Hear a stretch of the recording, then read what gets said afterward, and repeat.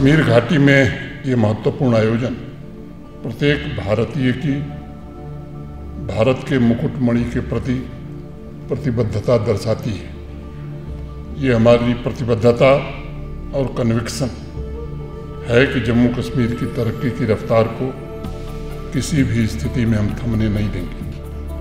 भारत के आदरणीय प्रधानमंत्री श्रीमान नरेंद्र मोदी जी के नेतृत्व में यहाँ पिछले 5-6 वर्षों में जो परिवर्तन हुए हैं वो निश्चित रूप से ऐतिहासिक है।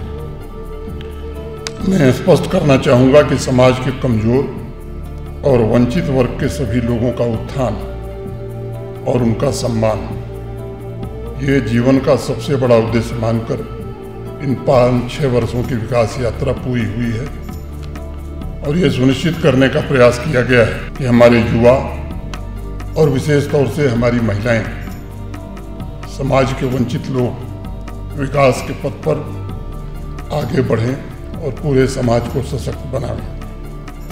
मित्रों, कुछ लोग कहते हैं, लेकिन आवाम जानती है कि पहली बार यहाँ सामाजिक न्याय तथा आर्थिक लोकतंत्र मजबूत करके भारत के प्रधानमंत्री जी के मार्गदर्शन आम नागरिक के जीवन को आसान बनाने का प्रयत्न हुआ है। उनके सपनों को साकार करने के लिए शिद्दत से काम किया गया है। बाबा साहब भीमराव अंबेडकर स्वयं कहते थे कि मनुष्य नश्वर है, उसी तरह विचार भी नश्वर है और एक विचार को प्रचार और प्रसार की जरूरत होती है। जैसे पौधे को पानी नहीं, गुंजाइश बनी तो पौधा मुरझा जाता है।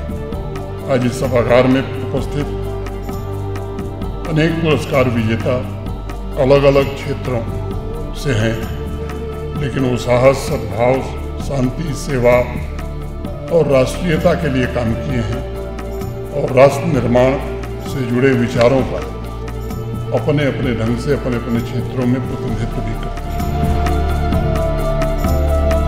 पूरी दुनिया को परिवार मानते हुए हमारी संस्कृति ने हर तरह के भेदभाव को समाप्त करने पर सदैव से बल दिया है।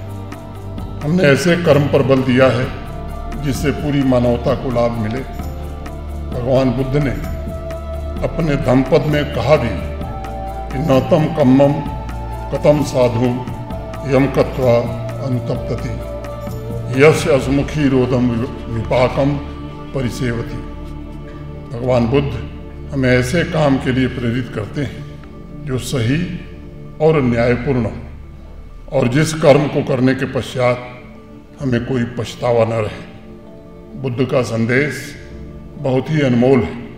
शुभ कर्म करने से इंसान सिर्फ समाज और राष्ट्र की ही सेवा नहीं करता, बल्कि स्वयं में भी बदल जाता है। और निजी तौर पर मैं मानता हूँ कि दुनिया के सभी परिवर्तन स्वयं के भीतर बदलाव से ही शुरू होते हैं। और इसलिए जो परिवर्तन शब्द है, इसे हमारे यहाँ हिंदी में प्रथम पुरुष एक वचन का शब्द कहा गया है। आज देश में पहली बार समाज की चेतना और व्यवस्था दोनों में परिवर्तन आया है और लोग महसूस भी कर रहे हैं। आकांक्षी भारत विकसित राष्ट्र बनने की दिशा में कदम बढ़ा रहा है। आत्मनिर्भरता के साथ साथ भारत में नया आत्मविश्वास भी जागृत हुआ है और वैश्विक उथल पुथल के दौर में भी भारत ने बड़े धैर्य के साथ लक्ष्य पर निगाहें टिकाई हुई हैं।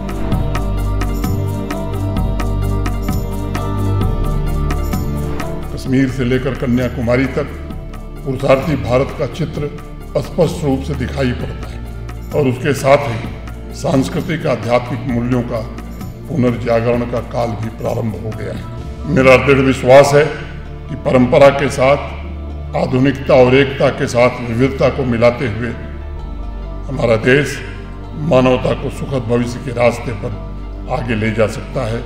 और आज बुद्धा पीस अवार्ड और डॉक्टर भीमराव अंबेडकर अवार्ड विजेता के रूप में अनेक ऐसे व्यक्तित्व स्वयं यहाँ मौजूद हैं जो सामाजिक उद्देश्यों को जीवन का एकमात्र लक्ष्य बनाकर काम कर रहे हैं।